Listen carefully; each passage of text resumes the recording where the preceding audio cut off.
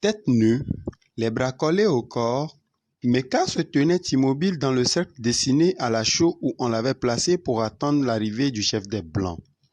Des gardes maintenaient à grande peine ses congénères massés derrière lui. Des Blancs qui étaient en face, dans l'ombre de la véranda de M. Fouconi, Mecca ne reconnut que le père Vendemayer à sa soutane et à sa barbe noire. Ces Blancs, pour lui, étaient comme des antilopes. Ils avaient tous le même visage. Mecca regarda timidement autour de lui comme un animal qui se sait observé. Il se fit violence pour résister à l'envie de passer sa paume sur son visage pour essuyer la sueur qui perlait sur le bout de son nez. Il réalisa qu'il était dans une situation étrange. Ni son grand-père, ni son père, ni aucun membre de son immense famille ne s'était trouvé placé comme lui dans un cercle de chaux entre deux mondes, le sien et celui de ceux qu'on avait d'abord appelés les fantômes quand ils étaient arrivés au pays. Lui, il ne se trouvait ni avec les siens ni avec les autres. Il se demanda ce qu'il faisait là. Il aurait bien pu attendre que Kelara, qui était sûrement dans la foule qui piaillait derrière lui, et on l'aurait appelé pour lui donner la médaille quand le chef des Blancs aurait été là. Mais quelle drôle d'idée avait eu le chef des Blancs de Doom de le placer dans un cercle de chaux. Voilà 1 heure qu'il était là, et peut-être même plus. Le grand chef des Blancs n'était toujours pas là. Il faisait chaud. Mecca commença à se demander si son cœur ne battait pas dans ses pieds. Il avait chaussé ses souliers au sommet de la colline d'où l'on apercevait le bureau de M. Fouconi. Il ne les avait presque pas sentis quand il était allé se présenter au commandant. Mecca marchait en rejoignant sa place sous le drapeau comme il avait été le roi de Doum. Il n'avait pas accordé un coup d'œil aux chefs indigènes qu'il avait reconnus à leurs écussons rouges. « Encore des gens qui vont crever d'envie, se dit-il. Je les méprise. Je les méprise. » Il avait ensuite joint les talons comme il le voyait faire aux militaires dès qu'un blanc passait devant eux. Quand le blanc passait devant lui, il lui souriait puis rejoignait ses congénères tout en montrant Mecca du doigt. Celui-ci entendait alors un brouhaha confus parmi les Européens. Mais il restait figé au garde-à-vous. Il se sentait aussi dur qu'un morceau de bois. Ce fut d'abord son cou raide qui se fatigua. Mecca se mit encore à regarder autour de lui. Maintenant qu'il sentait son cœur battre dans ses pieds, il commença à se demander avec appréhension s'il tiendrait dans son cercle jusqu'à l'arrivée du grand chef des Blancs. Il regarda ses souliers qui lui parurent plus gonflés qu'au matin quand il les avait vidés du sable de la nuit. Il essaya de bouger un pied, il serra les poings et s'abstint de respirer. Il ressentit un calme immense pendant quelques secondes. Il essaya alors de peser de tout son poids sur son pied droit qui lui faisait moins mal. Son pied gauche lui donna un peu de répit, mais il ne savait plus ce qui se passait dans son pied droit. On eût dit que l'aiguille que lui avait donnée Ella traversait son petite oreille, montait jusqu'à la cheville, jusqu'à la cuisse et se plantait dans la colonne vertébrale. Cette aiguille elle-même s'était multipliée en une myriade d'aiguilles qui fourmillaient maintenant dans tout son corps. Mecca était en nage. « Heureusement que je n'ai pas mis de chaussettes, se dit-il. Il essaya de s'imaginer une douleur plus lancinante que celle qu'il éprouvait. Enfin quoi, se dit-il, je suis un homme. Mes ancêtres m'ont laissé tel quel. Ils doivent me voir dans cet endroit où je me trouve. N'essayons pas de leur faire honte. J'ai été circoncis au couteau et le sorcier a craché du piment sur ma blessure. Je n'ai pas pleuré. Il serra les dents un peu plus fort. Je n'avais pas crié, pensait-il. Je n'ai jamais crié de ma vie. Un homme et un vrai ne crient jamais. Mais quand en était un homme et un vrai? N'était-il pas le fils du grand Mecca qui tint longtemps tête au premier blanc? Quoi donc? Allait-il crier maintenant devant eux, devant ses congénères qui avaient connu son père ou en avaient entendu parler? Mecca, transfiguré, regarda du côté des Blancs. Il allongea un pied, écarta l'autre, intervertit le mouvement puis joignit encore les talons. Il se retourna et sourit à ses congénères comme pour les rassurer. Il croisa les mains derrière son dos et attendit. Il lui sembla qu'il ne sentait plus ses chaussures. Il regarda le drapeau qui flottait au-dessus de sa tête, regarda les blancs et les militaires puis raidit son cou. Même s'il arrivait à la nuit, j'attendrai, se dit-il. Même s'il arrivait demain, dans un an ou à la fin du monde. Tout à coup, un pli barra son visage qui prit une expression sinistre. Il lui sembla que son bas-ventre lui pesait. Il sentait venir de loin, de très loin, l'envie de satisfaire un petit besoin. M. Fouconi se tenait au premier rang des Européens de Doum, entre Gosier d'Oiseau et son adjoint. Un jeune homme aux formes arrondies, à l'abondante chevelure noire et au large bassin que les Noirs avaient surnommé la côté presque femme. M. Fouconi avança, descendit une marche et alla jusque dans la cour. Son adjoint le rejoignit aussitôt. Ils bavardèrent un instant à quelques pas de Mecca. M. Fouconi le regarda puis lui sourit. Mecca lui répondit par le plus large sourire qu'il put. Les deux blancs allèrent ensuite discuter avec le chef des militaires. M. Fouconi, toujours suivi de son adjoint, retourna au groupe des blancs. Si je m'en allais, pensa Mecca dont les pieds étaient embrasés. Si je m'en allais. Il se posa la question à plusieurs reprises, remua les épaules, puis prenant son courage à deux mains, se passa rapidement la paume sur son visage baigné de sueur. Il regarda autour de lui comme s'il cherchait quelqu'un qui témoignerait que son exploit avait été vu. Il zigzaga, fit un autre geste vague, voulut même siffler. Il se fit encore violence et passa sa paume sur ses lèvres. Il se demanda à quoi penser pour oublier son envie qu'il sentait croître et la chaleur du brasier qui consumait ses pieds. Il aurait tout donné pour se trouver derrière sa case, sous le parasolier où il s'accroupissait tous les matins après la prière. Il ferma les yeux. Dieu Tout-Puissant, pria-t-il intérieurement. Toi seul qui vois tout ce qui se passe dans le cœur des hommes. Tu vois que mon plus cher désir en ce moment où j'attends la médaille est le chef des Blancs. Seul dans ce cercle entre deux mondes, il ouvrit les yeux, regarda devant et derrière lui, puis les referma.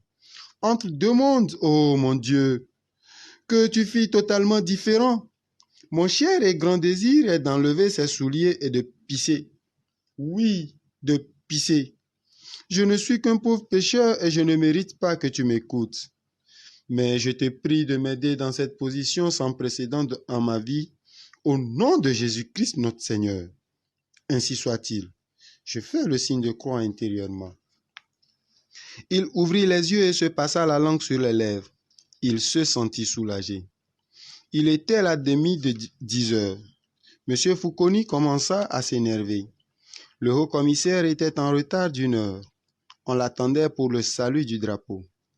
M. Fouconi alla au groupe des fonctionnaires indigènes puis à celui des chefs. Il repassa devant Mecca.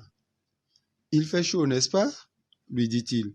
« Oui, oui, fit Mecca. » C'était tout ce qu'il pouvait dire en français. M. Fouconi fut rejoint par Gosier d'Oiseau et l'adjoint. Les Blancs commencèrent à aller et venir devant Mecca. « Ils ont de la chance de ne pas souffrir dans leurs chaussures, » se dit-il avec amertume.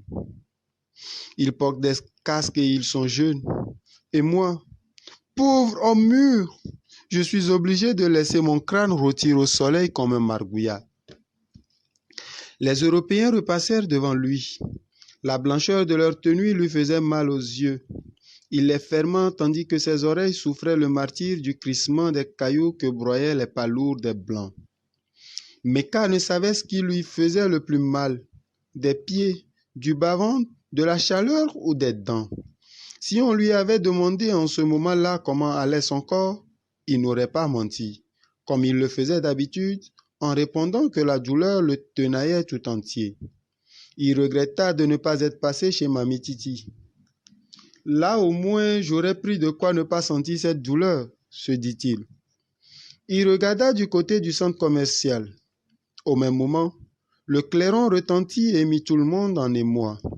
Mecca vit une grosse voiture noire arborant un petit drapeau tricolore rouler à vive allure en direction de la cour où il se trouvait. La voiture vint stationner devant M. Fouconi et son adjoint. Le commandant de Doum ouvrit une des portières. 2 blancs énormes en descendirent. Mecca se demanda lequel des deux pouvait bien être le grand chef qu'on attendait. Les 2 blancs, suivis de M. Fouconi et de son adjoint, passèrent et repassèrent devant les militaires, puis M. Fouconi les conduisit à la véranda de son bureau où les attendaient les blancs de Doum. Quelques instants plus tard, M. Fouconi leur présenta le groupe des fonctionnaires indigènes, puis celui des chefs où ils serrèrent quelques mains. Quand Mecca les vit venir vers lui, il crut qu'une lame de couteau tranchait ses boyaux. Il serra les dents et banda ses muscles comme il le faisait en affrontant un danger. M. Fouconi le désigna de la pointe de son menton et se retourna vers ses chefs tout en leur parlant. Mecca se demanda s'il n'avait pas deviné son envie. Il scia et ferma les poings. Quand M. Fouconi se tut, les 2 blancs lui tendirent à tour de rôle une main molle qu'il pressa comme du linge mouillé, puis ils rejoignirent leurs congénères. Mecca n'en pouvait plus.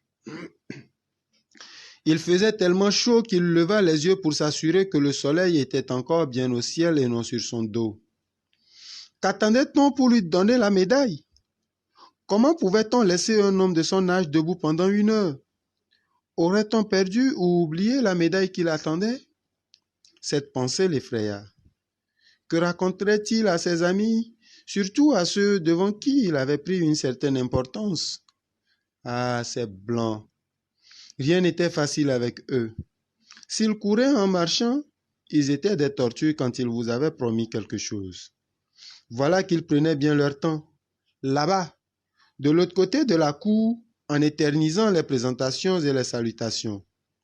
Mecca hocha la tête et regarda ses pieds. Il réprima un petit haut le corps.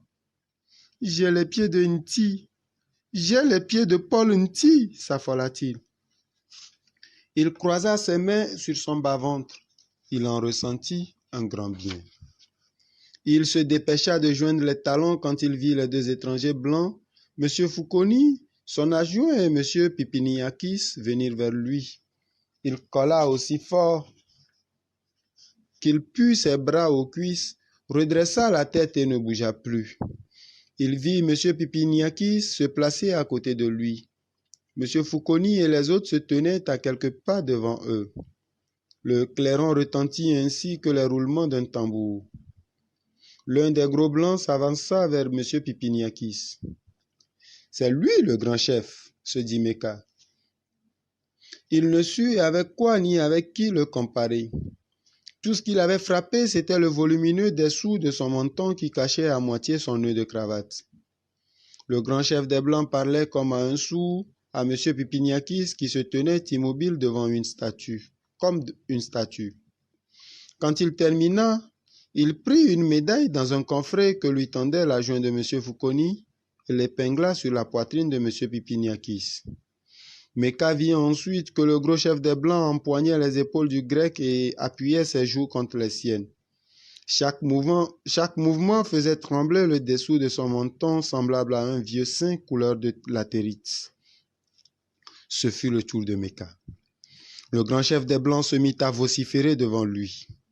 Selon qu'il ouvrait ou fermait ses lèvres, sa mâchoire inférieure s'abaissait et se relevait, gonflant et dégonflant le dessous de son menton. Il prit une autre médaille dans le coffret et s'avança vers Mecca en parlant. Mecca eut le temps de constater qu'elle ne ressemblait pas à celle du grec. Le chef des Blancs lui arrivait à l'épaule. Mecca baissa les yeux sur lui au moment où il lui épinglait la médaille sur la poitrine. Mecca sentait son souffle chaud à travers sa veste kaki. Le chef des Blancs transpirait comme un lutteur. On eût dit que la pluie était tombée sur son dos. Une grande plaque humide s'étendait de ses épaules jusqu'à ses fesses. Mecca se demanda avec angoisse s'il allait lui coller son jabot humide sur chaque épaule, comme il l'avait fait à M. Pipiniakis. Il respira quand le chef des Blancs, après avoir accroché la médaille, recula de quelques pas et lui serra la main. Mecca l'engloutit dans la sienne comme du coton mouillé. Mecca regarda de biais sa poitrine. La médaille était bien là, épinglée sur sa veste kaki.